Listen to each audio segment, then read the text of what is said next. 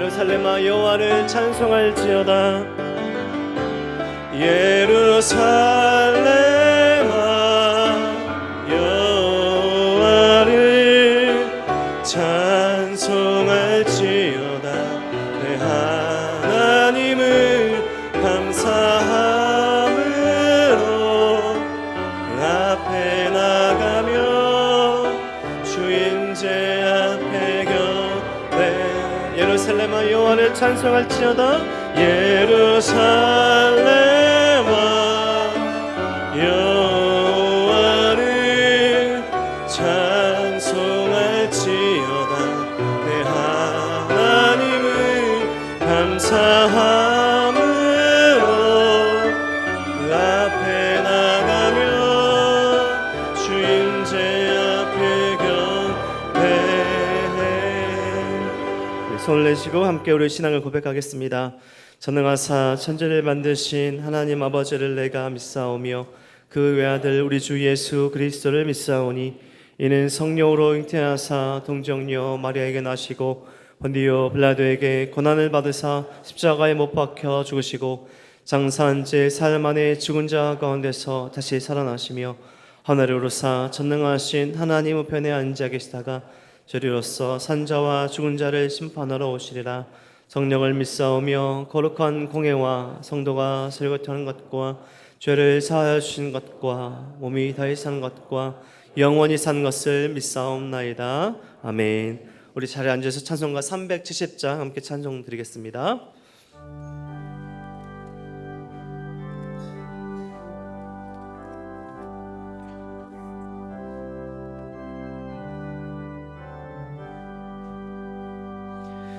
주 안에 있는 나에게 딴 근심 있으랴. 십자가 밑에 나아가 내 짐을 풀었네. 주님을 찬송하면서 할렐루야 할렐루야. 내 앞길 멀고 험해도 나 주님만 따라가리. 그 두려움이 변하여 내 기도 되었고 전날의 한숨 변하여 내 노래 되었네. 주님을 찬송하면서 할렐루야 할렐루야. 내 앞길 멀고 험해도 나 주님만 따라가리. 내 주는 자비하셔서 늘 함께 계시고 내 궁핍함을 아시고 늘 채워주시네.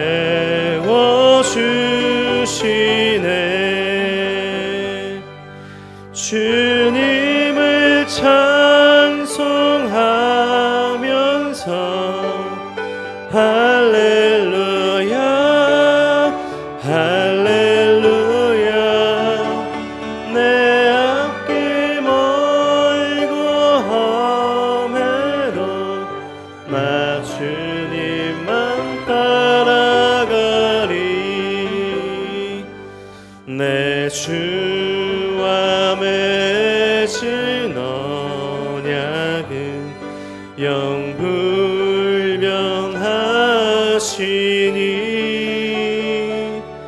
그 나라 가기까지는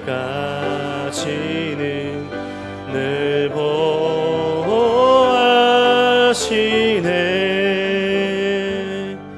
주님을 찬송하면서 할렐루야 할렐루야.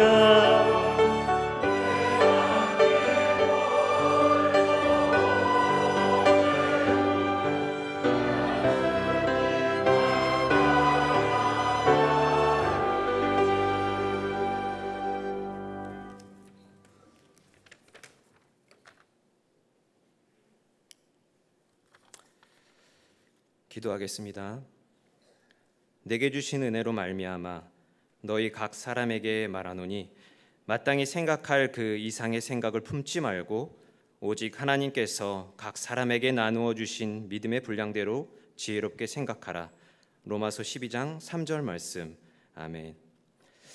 세상 가치를 따라 죄 속에 살아가며 흩어져 있던 우리를 부르시고 모으셔서 교회가 되게 하심을 감사합니다.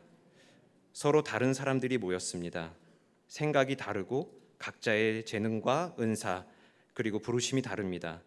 서로의 다름이 음악의 화음처럼 미술의 여러 가지 색깔처럼 조화를 이루어 더욱 은혜 넘치는 교회가 되게 하여 주시옵소서. 교회 안에 여러 훈련들이 진행 중입니다.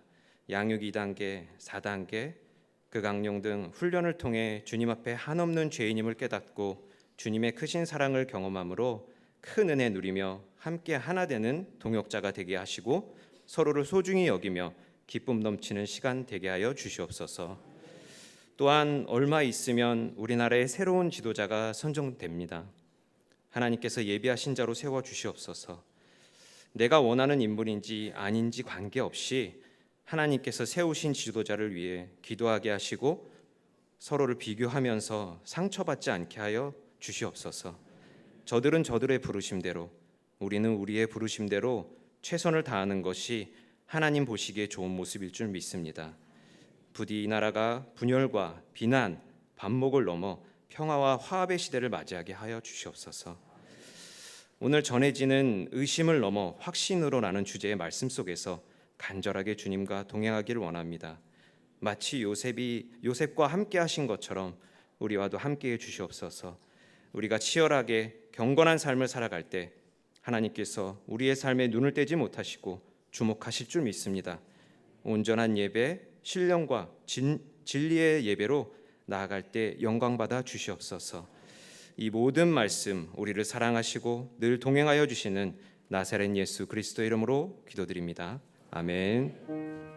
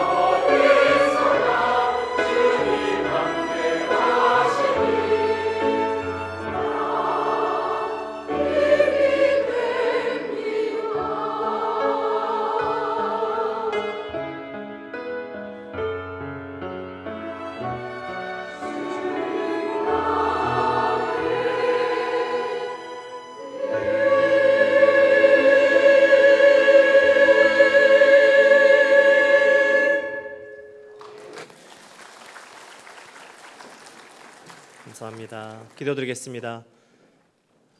우리의 유일한 위로자 되신 예수 그리스도 그 이름을 높이며 찬양합니다. 우리의 매일 일상 가운데 함께 하시고 우리의 슬픔과 고통 중에 함께 하셔서 우리를 위로하시고 힘주신 하나님 감사합니다.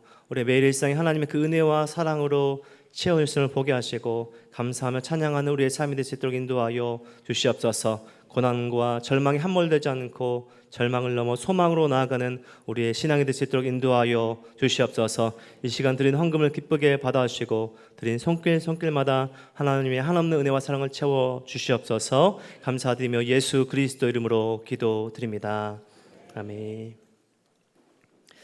교회 소식 전해드리겠습니다. 이부에 나오신 우리 성도님들 주님의 이름으로 환영합니다. 특별히 처음 나오신 우리 새가족분들 환영하는데요. 우리 새가족분들은 예배 후에 나가셔서 왼쪽 로비에 새가족실로 오시면 잘 안내해드리도록 하겠습니다. 다음 주는 성례주일로 성찬식이 있습니다. 성찬을 준비하며 우리 한 주간 기도와 또 많은 말씀과 기도의 시간 갖도록 하겠습니다. 재정부에서 연말 정산을 위한 공지입니다. 연말 정산이 필요하신 우리 성도님들은 꼭 교회 등록을 해주시고 헌금하실 때 성함 잘 확인해 주시고 드리면 감사하겠습니다. 자세한 내용은 주보를 참고해 주시기 바랍니다.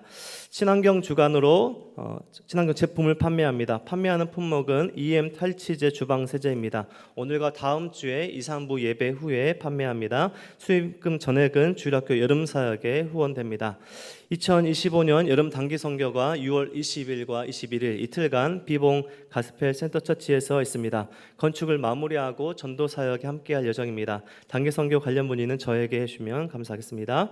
제2권사의 원래가 오늘 오후 12시 40분 엄니초당 2층에서 있습니다.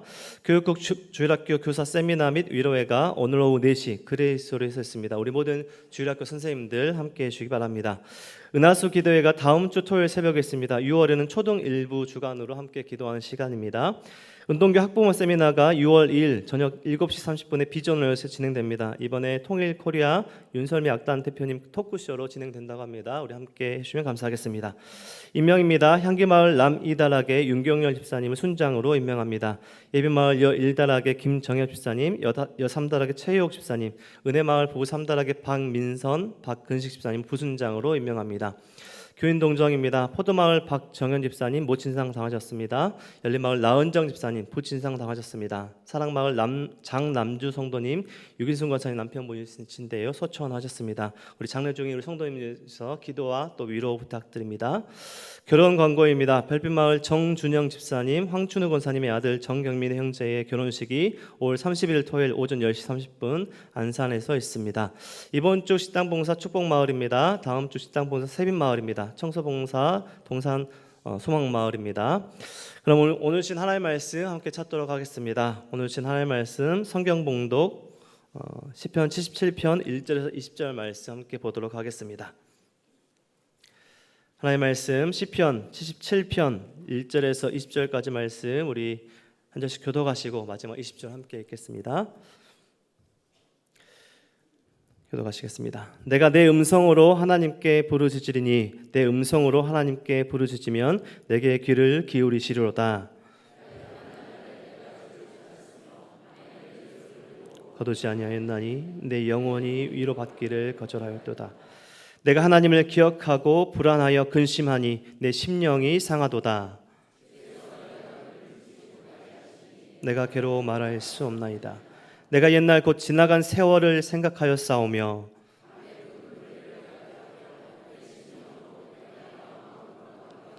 주께서 영원히 버리실까? 다시는 은혜를 베풀지 아니하실까?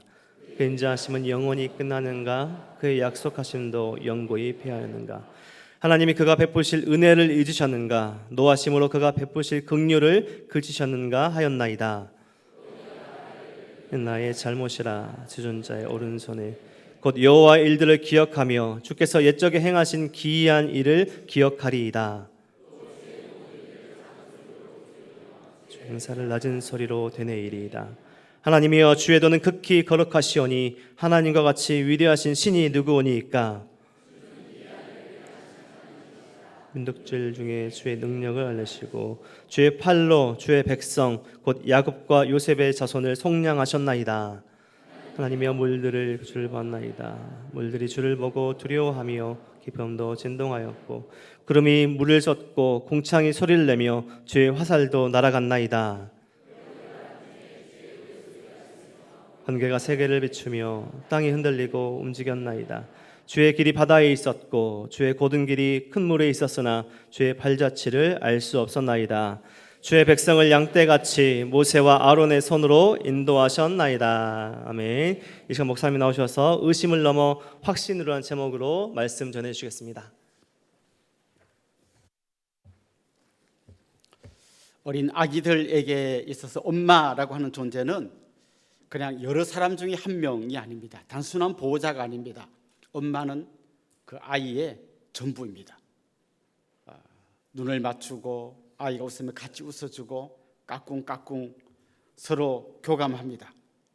배가 고프다고 하면 우유를 먹여주고 또 응가를 해서 막 울면 기저귀를 갈아줍니다. 아이에게는 엄마만 있으면 모든 문제가 다 해결됩니다. 엄마가 전부입니다.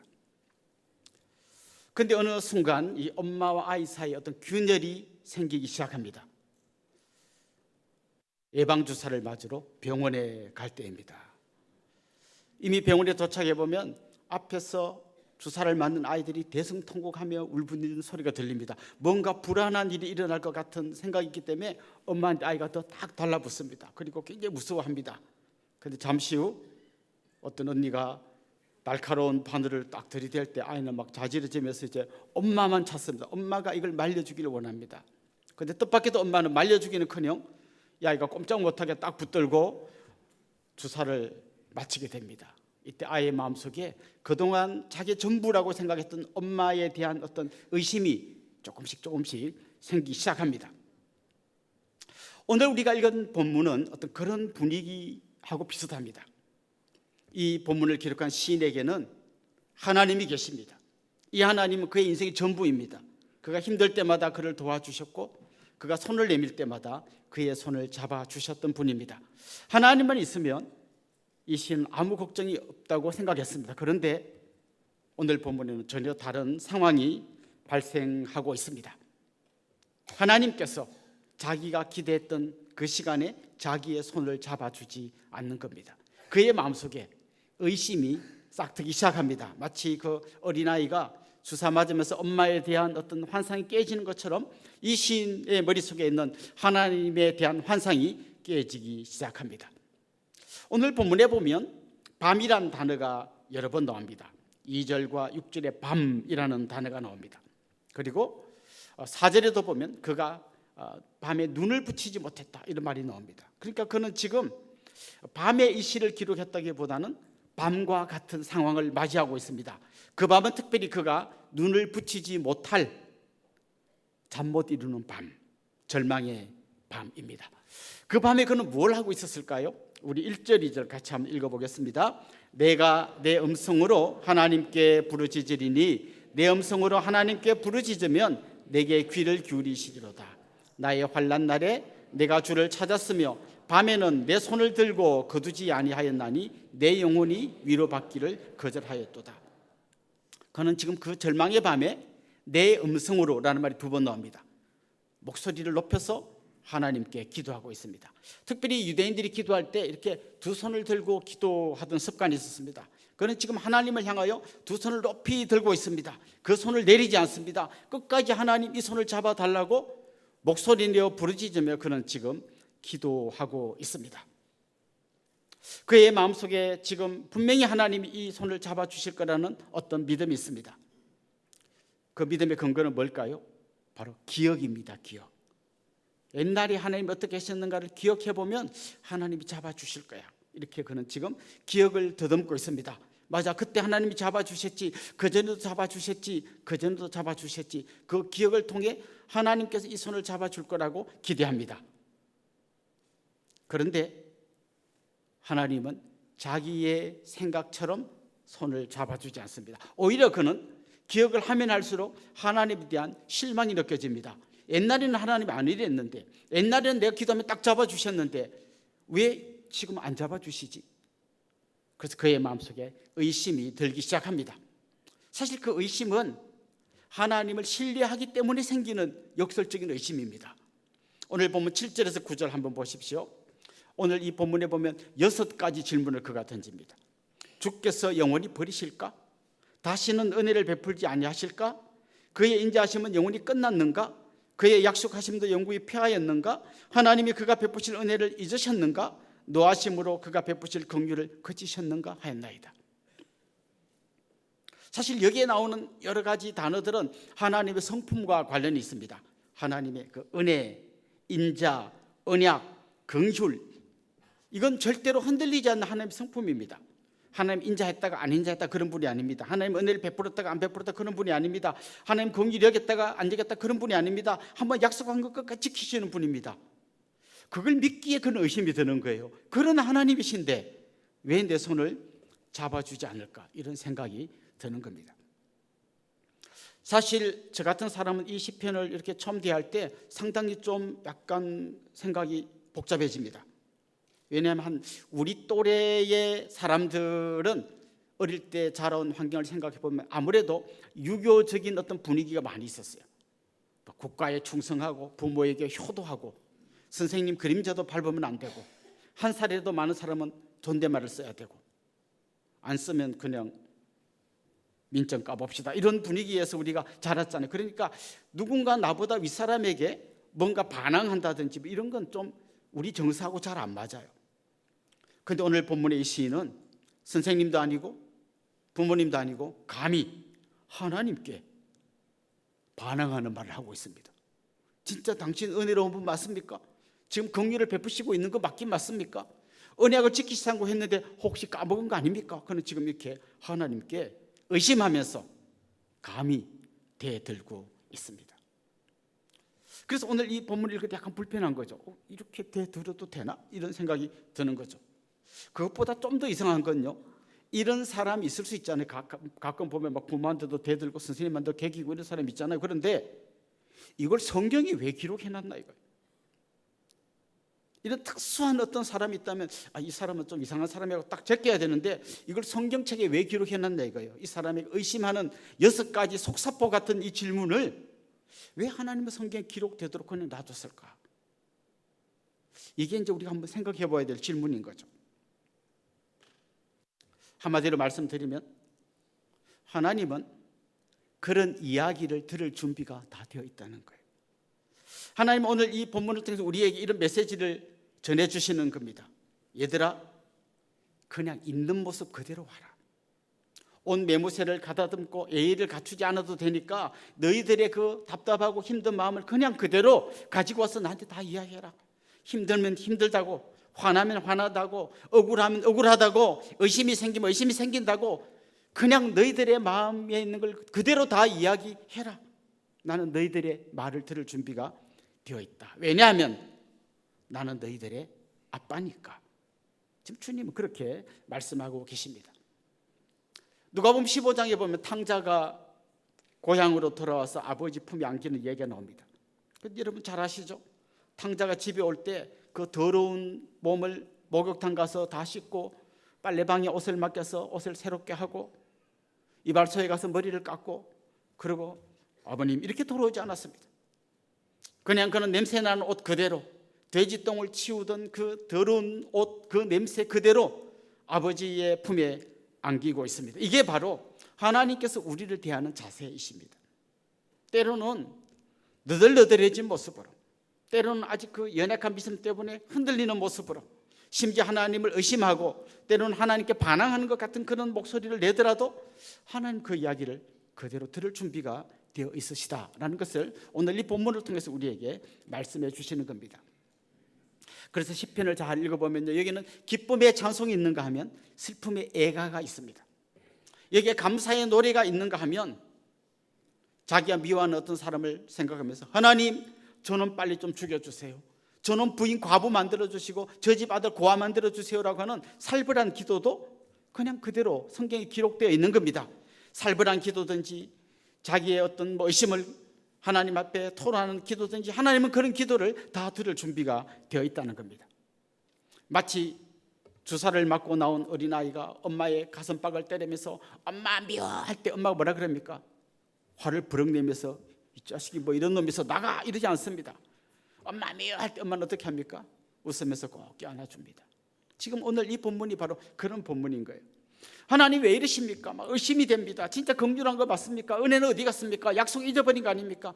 그때 하나님이 그를 꼭 껴안아 주시는 것이죠. 왜냐하면 하나님은 이 의심의 단계를 거쳐서 마침내 이 아들이 확신의 단계에 접어들 때까지 기다려 주시는 것입니다. 사실 의심 없는 믿음이 하나님 기뻐하시는 믿음이잖아요. 베드로가 물 위를 한번 걸어보겠습니다 하고 뛰어내렸다가 어떻게 됐습니까? 그 파도가 치니까 물에 빠져듭니다. 그때 주님 뭐라고 그러십니까? 믿음이 작은 자여 왜 의심하느냐? 믿음과 의심은 정반대예요. 믿음의 의심이 사라지고 의심하면 믿음이 줄어듭니다. 주님 말씀하시는 거예요. 믿음이 작은 자야 왜 의심하느냐? 의심하지 말고 믿으라는 것을 말씀하신 거죠. 도마는 어떻게 했습니까? 예수님이 부활하셨다고 옆에 있는 제자들이 이야기할 때 자기는 안 믿겠다. 안 믿어진다. 나는 예수님의 그 못자국에 내 손가락을 집어넣어 보고 창자국에 내 손가락을 집어넣어 봐야 믿겠다. 그때 주님은 이 한심한 자식아 그런 말씀하지 않습니다. 오셔서 넣어봐라. 더 이상 의심하지 말고 믿는 자가 되라고 주님은 말씀해 주셨습니다. 야고보 사도는 야고보서 1장 6절에서 오직 믿음으로 구하고 조금도 의심하지 말라. 의심하는 자는 마치 바람에 밀려 요동하는 바다 물결 같으니라고 했습니다. 성경 계속해서 의심 말고 믿음이 필요하다고 이야기합니다. 그럼에도 불구하고 우리가 의심할 때 하나님 기다리고 계십니다. 마치 꽃들이 바람에 흔들리면서 더 뿌리를 잘 견고히 내리고 던들이 서가는 것처럼 때로는 우리가 좀 의심 때문에 흔들리지만 마침내 뿌리를 단단히 내리고 흔들리지 않는 믿음의 사람으로 설 때까지 하나님은 기다려 주시고 계시는 겁니다. 사실 의심보다 더 위험한 게 있는데요. 맹신입니다. 맹신은 흔히 뭐 따지지도 않고 보지도 않고 그냥 믿는 겁니다. 하나님이 어떤 분인지도 모르고 그냥 무조건 믿는 겁니다. 좋은 것처럼 보이지만 맹신은 의심보다 더 위험합니다. 하나님 때로 잘 모르면 물어보고 의심나면 하나님께도 나와서 이야기하고 그러면서 어떻게든 하나님이 어떤 분인지 제대로 알고 믿기를 원하십니다. 그래서 그 과정 속에는 때로 흔들림이 있을지라도 마침내 그 의심을 넘어 확신의 자리에까지 이르게 하시는 것입니다. 저도 제 인생을 이렇게 돌아보면 좀 부끄러운 고백입니다만은 의심이 들 때가 있었죠. 저는 어릴 때부터 교회를 다녔고 사람들이 저 보면 전부 한결같이 하는 말이 너는 딱 목사하면 좋겠다. 내가 생각해도 나는 딱 목사하면 좋겠다 싶어서 저는 목사가 되기로 하고 한 번도 흔들리지도 않고 의심도 한 적 없이 바로 고등학교 졸업하자마자 신학대학에 딱 들어갔습니다. 딴 분들은 뭐 직장 생활을 하다가 일반 대학 갔다가 뭐 이렇게 저는 이 제일 빠른 고속도로로 빨리 신학대학에 들어갔습니다. 신학대학 2학년 때 비교 종교학이라는 과목이 있습니다. 다른 종교는 뭘 믿나 이런 거를 공부하는 게 있는데요. 그런 책을 읽다가 문득 질문이 생겼습니다. 나는 다른 종교에 대해서 한 번도 생각해 본 적이 없는 거예요. 관심을 가진 적도 없고 뭘 얘기하는 적도 그것도 모르고 나는 그냥 교회 다니고 예수님 믿고 성경책 읽고 그것밖에 몰랐단 말이죠. 그런데 어떤 생각이 드나 이런 생각이 드는 거죠. 이거 혹시 내가 어릴 때부터 세뇌당해서 믿고 있는 거 아닐까? 그 북한 아이들이 막 사과 주면 누가 줬냐? 김일성 오버이스 나도 지금 그렇게 믿고 있는 게 아닐까? 이런 의심이 딱 들기 시작했어요. 그럼 이런 의심은 보통 이렇게 잠깐 놨다가 에이 저리가 하고 사라져야 되는데 이게 서서히 내 마음속에 막 깊이 뿌리를 내리기 시작하면서 내가 제대로 알지 못하고 이렇게 세뇌돼서 믿는다면 이건 문제가 있는 거 아닌가? 이런 생각이 들었습니다. 그래서 제가 결심했어요.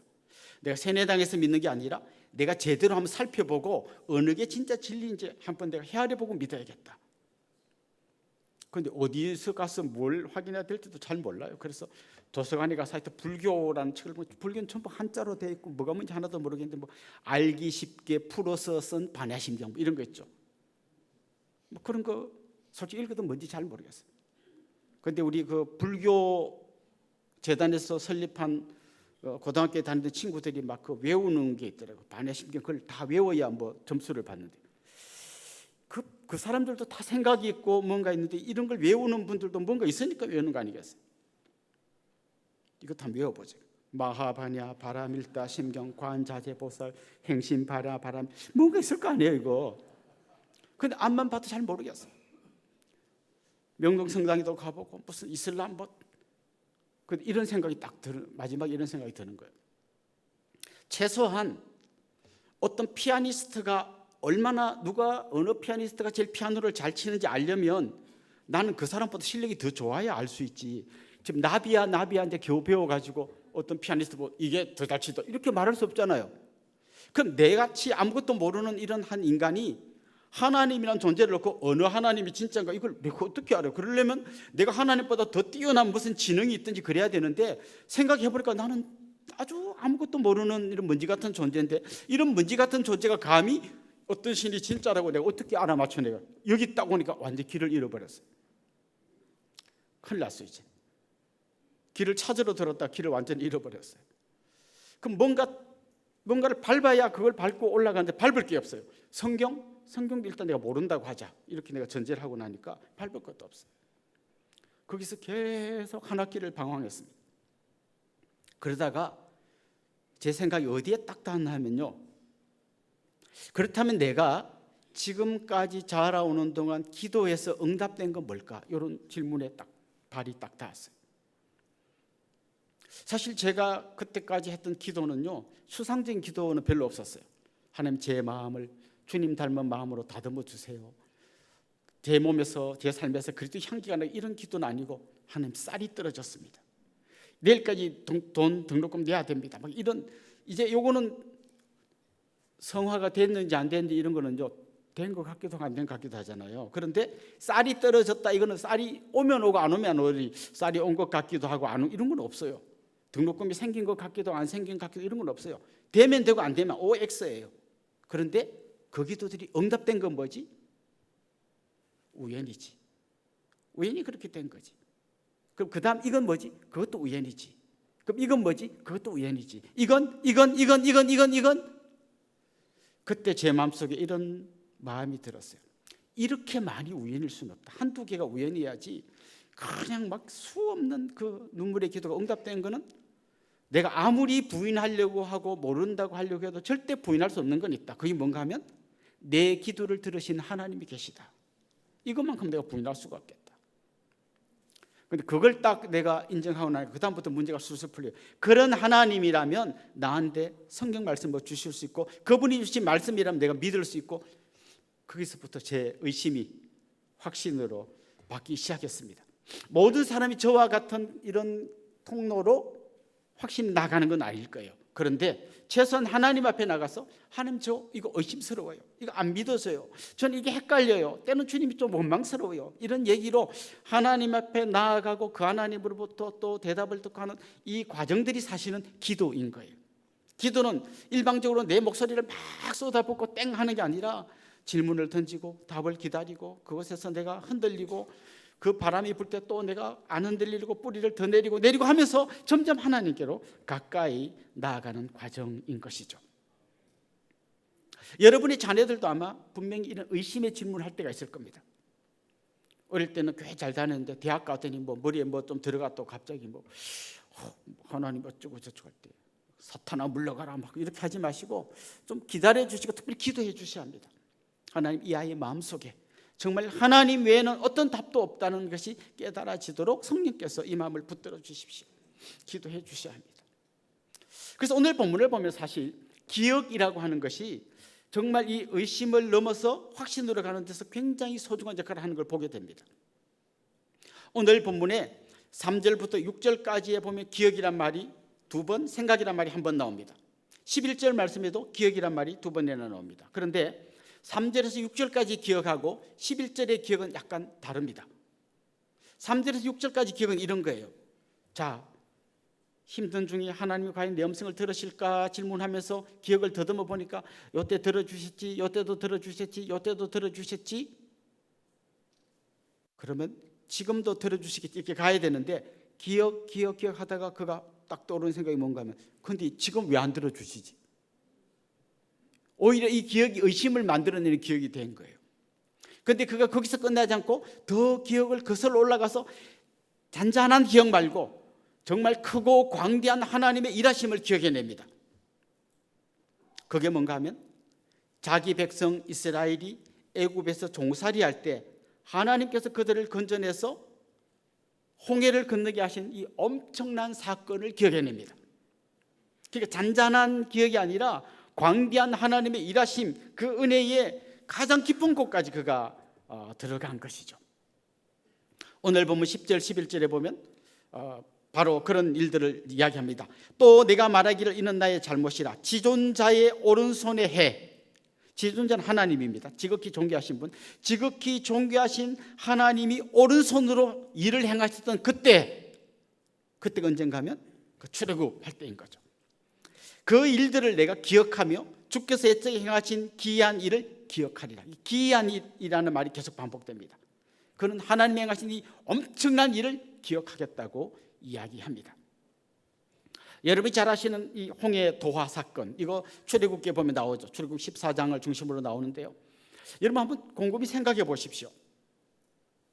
애굽에서 종살이하던 이스라엘 백성들 태어날 때부터 계속 본 건 뭡니까? 일하면 밥 주고 말 안 들으면 때리고 거의 노예 근성에 쩔어가지고 살던 그들입니다. 그들이 세계 최강 애굽을 어떻게 감당할 수 있습니까? 그런데 하나님께서 기적적으로 그 애굽에서 이 노예로 살던 인생 밑바닥에 있는 이 사람들을 건져내셨습니다. 그 과정에서 여러분이 잘 아시는 것처럼 10가지 재앙이 내리고 마지막 10번째 재앙, 애굽의 장자들을 다 칠 때 어린 양의 피를 문에 바른 그 집은 천사들이 뛰어넘고 안 바른 집은 다 죽여서 애굽의 완전 초상집이 되게 만들고 마침내 그들이 애굽에서 나오잖아요. 나온 것까지는 좋았는데 또 바로의 마음이 바뀌어가지고 군대를 풀어서 이들을 추격하게 합니다. 그때 이들이 어디에 장막을 치고 있었냐면 홍해 바로 옆에다 장막을 쳤습니다. 자, 애국 군대가 쳐들어오니까 어떤 문제가 생겼습니까? 앞에는 애국 군대가 있고 뒤에는 홍해가 있습니다. 물러서면 빠져죽고 앞으로 가면 군인들한테 맞아 죽습니다. 오도 가도 못하는 이 상황, 이거 모세가 작전 짜면서 여기 진치를 한 거 아닙니다. 하나님께서 여기다 진을 치라고 해서 친 겁니다. 하나님 말씀에 순종해서 진을 쳤는데 거기가 완전히 빼도 박도 못하는 도관에든 쥐가 되는 그런 곳에 하나님 진을 치게 한 거예요. 그러니까 백성들이 막 원망합니다. 우리가 애굽에 매장지가 없어 여기까지 우리를 끌어냈냐, 모세를 원망하고 막 이럴 때 마침내 하나님께서 일하시기 시작합니다. 어떻게 했습니까? 홍해를 가르셨습니다. 그리고 이스라엘 백성들이 이 홍해를 건너게 하셨습니다. 그게 끝이 아닙니다. 그들을 추격하던 애국 군대가 그 길란 홍해 강으로 들어왔을 때 홍해물이 닫히면서 세계 최강 애국 군대가 거기서 몰살당하게 되었습니다. 지금 이 시인은 그냥 하나님 나한테 이런 소소한 은혜를 주셨지 이때까지는 그것도 왜 지금 안 주셔 이렇게 의심하다가 더 거슬러 올라가서 하나님이 행하신 기이한 일, 그 홍해 도화, 애굽에서 나온 이 엄청난 사건을 기억해내고는 그런 하나님이라면 내 문제 가운데도 일하시겠구나. 마침내 그가 찬송하게 되는 게 오늘 본문의 내용입니다. 아마 여러분에게도 수많은 은혜의 기억들이 있을 겁니다. 아까 제가 제 이야기를 말씀드린 것처럼 그 쌀이 떨어졌을 때 쌀을 주셨던 하나님, 등록금이 없을 때 등록금을 주셨던 하나님, 이렇게 거슬러 올라가면 수많은 잔잔한 은혜들이 너무 많습니다. 그런데 그 정도 가지고는 안 된다는 거죠. 더 귀하고 더 크고 더 광대한 은혜의 추억이 필요하다는 거죠. 그런데 여러분 아무도 홍해를 도와하신 적이 없잖아요. 그렇다면 우리에게 이 홍해의 이 기적, 출애굽의 기적은 뭘까요? 고린도전서 10장 1절 2절에 보면 이런 말씀이 나옵니다. 우리 같이 한번 읽어보겠습니다. 형제들아, 나는 너희가 알지 못하기를 원하지 아니하노니 우리 조상들이 다 구름 아래에 있고 바다 가운데로 지나며 모세에게 속하여 다 구름과 바다에서 세례를 받고. 여러분 이거 잘 보십시오. 그들이 홍해를 건넌 이걸 바울이 뭐라고 이야기하는가 하면 구름과 바다에서 뭐 했다고요? 세례를 받은 거다는 거예요. 이게. 그러니까 지금 바울의 관점은 뭔가 하면 이스라엘 백성들이 애굽에서 나온 이 사건, 그리고 홍해를 건넌 이 사건이 우리 성도들에게는 어떤 사건인지 이렇게 설명하는 거죠. 그들이 애굽에서 나올 때 장자를 다 죽일 때 어린 양의 피를 바른 그 대문에 바른 집은 살아남았잖아요. 그것처럼 예수 그리스도의 십자가의 그 보혈을 의지하는 사람은 거기서 살아남는다는 거죠. 그리고 그 애굽에 종살이하면서 노예로 살던 그 사람들이 구출된 것처럼 그 예수 그리스도의 어린 양의 피를 의지하는 사람은 마귀의 종살이하던 삶에서 건짐을 받아 진정한 자유를 얻게 된다는 거죠. 그리고 그 기쁨과 감격을 공식적으로 표현하는 것이 뭐다? 세례라는 거죠. 그러니까 지금 이스라엘 백성들이 애굽에서 10가지 재앙을 이겨내고 출애굽해서 홍해를 건넌 이 사건이나 우리 그리스도인들에게 적용한다면 예수의 십자가로 말미암아 우리가 구원받고 하나님의 자녀된 이 사건이나 같은 선상에 있다는 거죠. 그러니까 우리가 생각해야 될 그 놀라운 은혜의 추억은 이스라엘 백성들에게는 홍해의 사건이라면 우리에게는 바로 십자가 사건인 거죠. 그들의 출애굽이 우리에게는 예수 그리스도의 십자가라는 거죠. 우리가 두려움의 홍해를 마주할 때 이미 십자가를 통해서 길을 여신 주님이 계시다는 걸 기억해야 된다는 거죠. 그래서 우리는 주님이 여신 그 길 위에서 찬송하며 당당히 걸어가야 한다는 것이죠. 그래서 우리가 때로는 의심이 들고 흔들릴 때 은혜의 기억들을 계속 되살려야 하는데 마침내 어디까지 가야 되나 하면 나를 위해서 자기 아들을 보내주신 하나님에게까지 가야 되고 우리를 위해서 십자가에서 자기 몸을 찢어주신 예수 그리스도의 그 은혜까지 나아가야 한다는 거죠. 그때 우리는 의심을 이기고 확신의 길로 나아갈 수 있다는 거죠. 로마서 8장 31절 32절에서 바울은 이런 고백을 합니다. 그때 그의 상태가 어떤 상태인가 하면 도살장에 끌려가는 양 같은 상태예요. 앞에 양들이 죽고 자기 차례가 서서히 다가오는 이제 그냥 절박한 상황에서 그가 이런 고백을 합니다. 로마서 8장 31절 32절 우리 같이 한번 읽어보겠습니다. 그런즉 이 일에 대하여 우리가 무슨 말 하리요? 만일 하나님이 우리를 위하시면 누가 우리를 대적하리요? 자기 아들을 아끼지 아니하시고 우리 모든 사람을 위하여 내주시니가 어찌 그 아들과 함께 모든 것을 우리에게 주시지 아니하겠느냐? 그는 마침내 이 십자가의 은혜의 추억에까지 다다랐을 때 도살장에 끌려가는 어린 양 같은 이 상황 속에서도 당당하게 승리의 찬송을 부를 수 있었던 것입니다. 사랑하는 성도 여러분, 오늘 본문을 기록한 시는 너무나 힘든 어두운 밤과 같은 시간에 오늘 이 본문을 기록하고 있습니다. 그는 의심이 들은 그 상태로 있는 모습 그대로 하나님께 나아왔고 하나님은 그런 그를 있는 모습 그대로 품어주셨습니다. 그는 의심에서 출발했지만 확신의 자리까지 이릅니다. 그걸 가능케 한 건 바로 은혜의 추억이었고 소소한 은혜가 아니라 크고 광대한 바로 홍해의 은혜, 우리로 말하면 바로 그 십자가의 은혜였던 겁니다. 저는 여러분 한 분 한 분이 이 십자가의 은혜까지 도달하기를 원하고 그것 때문에 의심을 물리치고 확신으로 주님과 함께 길을 걸어가는 여러분들이 될 수 있기를 주님의 이름으로 축원합니다. 우리 같이 한번 찬양하고 기도하겠습니다. 오직 믿음으로 이 찬양 같이 하겠습니다.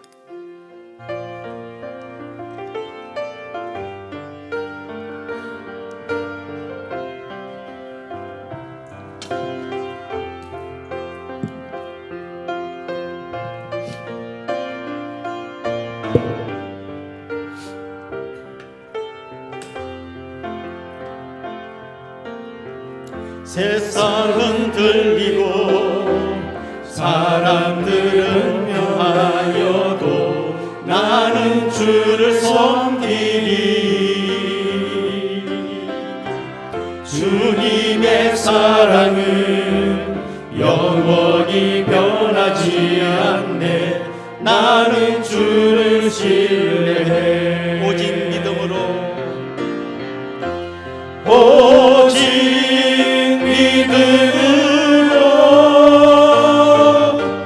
믿음으로 내가 살리라.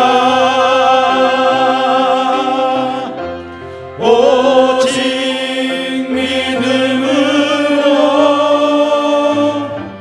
믿음으로 내가 살리라. 믿음 흔들리고 사람들 주를 떠나도 나는 주를 섬기리. 주님의 나라는 영원히 쇠하지 않네. 나는 주를 신뢰해. 오직 믿음으로 오직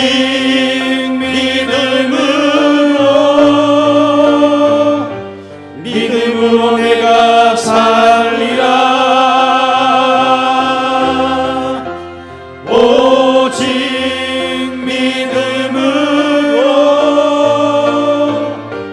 믿음으로 내가 살리라. 오직 의인은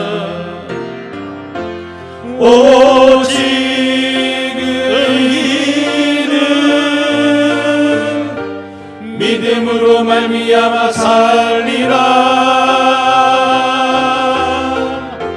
오직 의인은 믿음으로 말미암아 살리라. 우리 말씀을 생각하면서 같이 기도하겠습니다. 우리의 거친 모습에도 불구하고 있는 모습 그대로 받아주시는 주님 앞에 나아가 우리의 마음을 토해놓읍시다. 힘들면 힘들다고, 화나면 화난다고, 의심나면 의심난다고 고백합시다. 거기서 끝나지 말고 한 걸음 더 나아가 주님께서 우리에게 베푸신 은혜를 기억합시다. 특별히 주님께서 십자가에서 베푸신 그 은혜가 우리 마음의 의심을 확신으로 바꾸어 주실 줄 믿습니다. 처음에는 의심으로 시작했더라도 우리의 기도가 확신의 기도가 되게 해주십시오. 우리 이런 제목으로 합심해서 통성으로 기도하겠습니다. 하나님 아버지, 오늘도 말씀을 통하여 깨닫게 해주시니 감사합니다. 우리의 거친 모습에도 때로는 의심하고 때로는 반항하고 불평하게도 불만하고 있는 모습 그대로 우리를 받아주신 하나님을 찬양합니다. 하나님, 그 하나님의 품에 안기게 하여 주시고 그 하나님 행하신 수많은 일들을 기억하며 하나님의 은혜 앞으로 돌아가게 하여 주시옵소서. 은혜 기도합니다. 십자가의 은혜가, 그 예수 그리스도의 그 눈물의 십자가가 우리 마음속에 놀라운 은혜의 추억으로 떠오르게 하여 주시고 그 믿음으로, 그 확신으로 하나님 우리의 삶이 변화되어 주시도록 인도하여 주시옵소서. 우리의 의심이 변하여 확신이 되게 하여 주시옵소서. 하나님께서 얼마나 우리를 사랑하시고 우리에게 정말 아들까지 아끼지 않고 주신 분임을 기억하며 그 하나님께 모든 것을 맡기고 나아가는 믿음의 사람들이 될 수 있도록 주님 도와주시옵소서. 하나님 아버지, 우리의 믿음 없음을 불쌍히 여겨 주시옵소서. 때로는 의심하고 때로는 불평하고 반항하지만 있는 모습 그대로 우리를 받아주신 하나님을 찬양합니다. 그 하나님의 품에 안기게 하시고 그 하나님께서 행하신 큰 일들을 기억하게 하여 주옵소서. 특별히 우리에게 아들을 주시고 그 아들을 십자가에 내어주시면서 우리를 자녀 삼아 주신 그 은혜가 우리의 삶을 완전히 변화시키고 우리를 새롭게 하는 그런 감격의 기억들이 되게 하여 주옵소서. 예수님의 이름으로 기도드리옵나이다. 아멘. 이제 저를 잠깐 주목해 주시면 좋겠습니다. 같이 좀 축하하고 환영하면 좋겠는데요. 지난주가 생일이었던 분 한번 손 들어볼까요? 우리 같이 한번 축하하면 좋겠습니다. 지난주가 생일이셨던 분 한번 손을 높이 들어봅시다. 네, 우리 집사님 축하합니다. 또 우리 집사님도 계십니다. 또요, 지난주가 결혼 기념일이셨던 분, 그런 분도 한번 같이 일어나 보실까요? 결혼 기념일 지내신 분. 네, 저 뒤에 우리 같이 결혼하신 네. 네. 혹시 오늘 우리 교회 처음 오신 분, 또 등록하기를 원하는 분, 그런 분도 한번 같이 손 들어 볼까요? 네, 우리 이분들 주님의 이름으로 환영하고 또 축하하고 축복하겠습니다. 아주 먼 옛날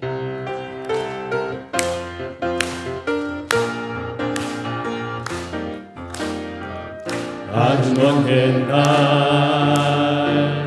하늘에서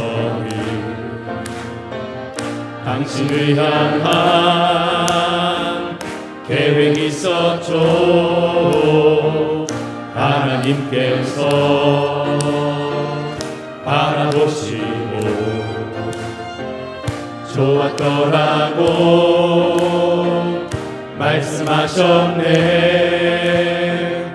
이 세상 그 무엇보다 귀하게 나의 손으로 창조하였노라. 내가 너로 인하여 기뻐하노라. 내가 너를 사랑하노라.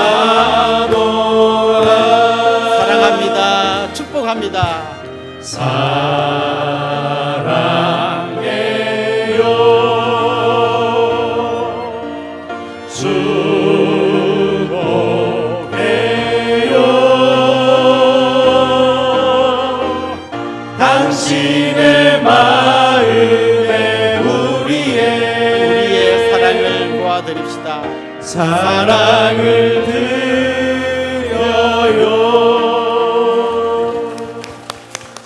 사랑합니다. 축복합니다. 우리 옆에 있는 분들에게도 한번 인사합시다. 앞뒤 있는 분들 주님의 이름으로 사랑하고 축복합니다. 사실 이것도 좀 훈련이 필요한 것 같아요. 우리가 보통 누구한테 칭찬하잖아요. 이렇게 뭐 하면 아니에요 이렇게 하는 게 아니라 칭찬하면 그렇게 말씀해 주셔서 감사합니다 이렇게 좀 받을 줄도 알아야 되고요. 축하도 받을 수 있어야 돼요. 뭐 내가 뭐 한 게 있다고 축하를 받고 아니에요. 여러분 사랑받기 위해서 태어나신 여러분 지난 간 건 잊어버리시고 다음 주부터 꼭 손들고 일어나시면 좋겠습니다. 이제 우리 자리에서 한번 다 같이 일어나겠습니다. 우리는 움직이는 교회 같이 찬양하고 축도 예배를 마치겠습니다. 우릴 택하여 빛으로 살게 하신 그은혜 놀라운 이끄심 따라 내가 일어섭니다. 우리를 가득 채우사 부욕해 하신 주 사랑 그 완전하신 열심으로 내가 나아갑니다. 우리는 주의 움직이는 교회 하나님 기뻐하신 향기 되리 보배가 되신 주만 찬양하리 부르신 곳에서 오직 주님만 예배하리. 우리 주 예수 그리스도의 은혜와 하나님 우리 아버지의 극진하신 사랑과 성령님의 감화, 감동, 위로, 교통, 충만하심이 사랑하는 주님의 백성들과 그 가정 위에 이제로부터 영원토록 함께 있을지어다. 아멘.